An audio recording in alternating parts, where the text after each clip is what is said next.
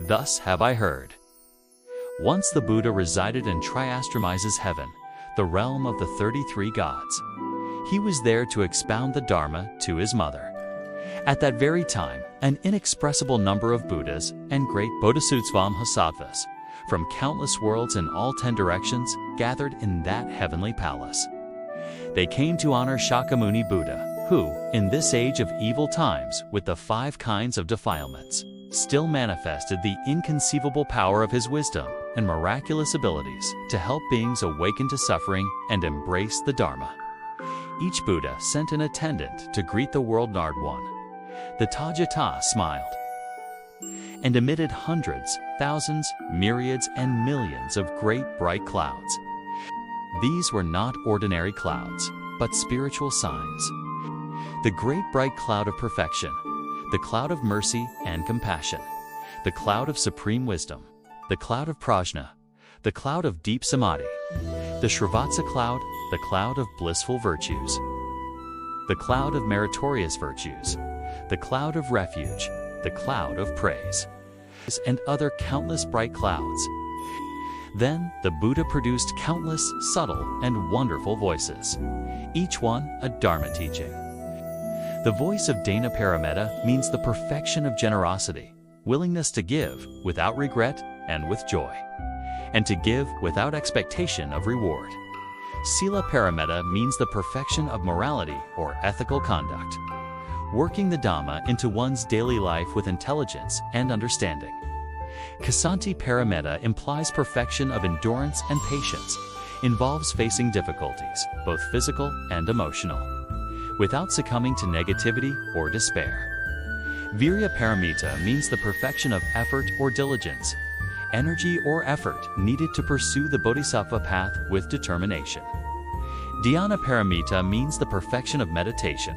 Prajna Paramita implies perfection of wisdom.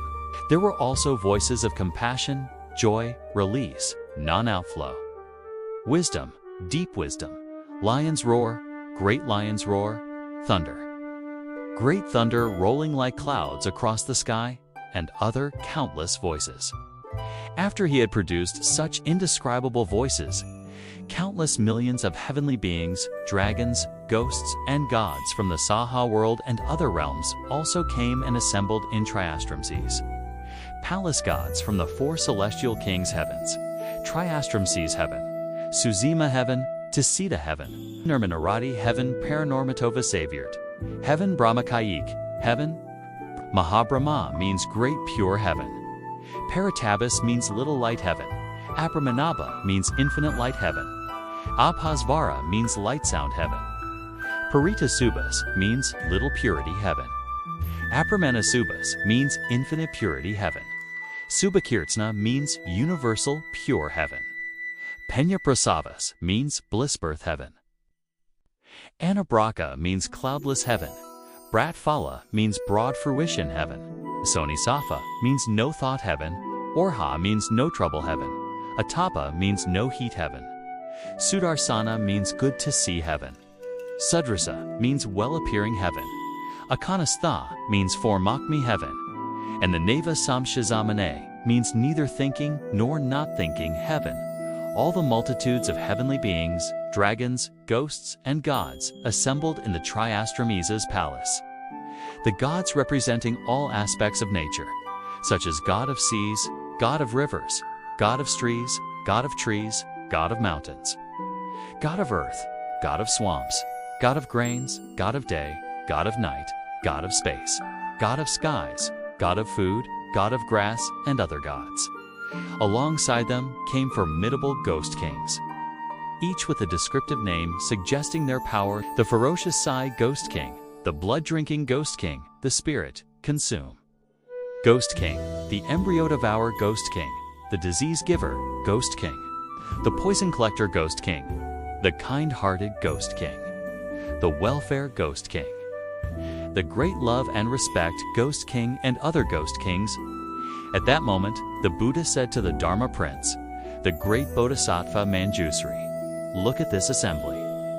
Buddhas, Bodhisattvas, heavenly beings, dragons, ghosts, and gods from this and other worlds, from this land and other lands, have all come here. Do you know how many there are? Manjusri replied, O world-honored one, even if I tried for 1,000 kalpas using my divine insight, I could not calculate the number. The Buddha said, I too cannot count them all, even with the vision of my Buddha eye. This assembly includes beings already delivered, those yet to be delivered, and those still to be touched by the work of Bodhisattva Kṣitigarbha, work accomplished across infinite, long kalpas. Manjusri bowed and said, O world-honored one, I have cultivated deep roots and attained unobstructed wisdom. I believe and accept your words fully. But heavenly beings, dragons, and many sentient beings of future generations of limited understanding will doubt them. Some may temporarily believe, but many will slander or criticize what they cannot grasp. In order to prevent that, please, world-honored one, I ask you to reveal in detail, what deeds did Bodhisattva Kṣitigarbha perform in his past lives? What vows did he take that allow him to accomplish such inconceivable acts? The Buddha looked upon the vast assembly with great compassion. What he revealed next was the deep story of Kṣitigarbha vows, stretching across unimaginable time and space. Stay tuned for part 2. Kṣitigarbha, ancient vow across infinite kalpas.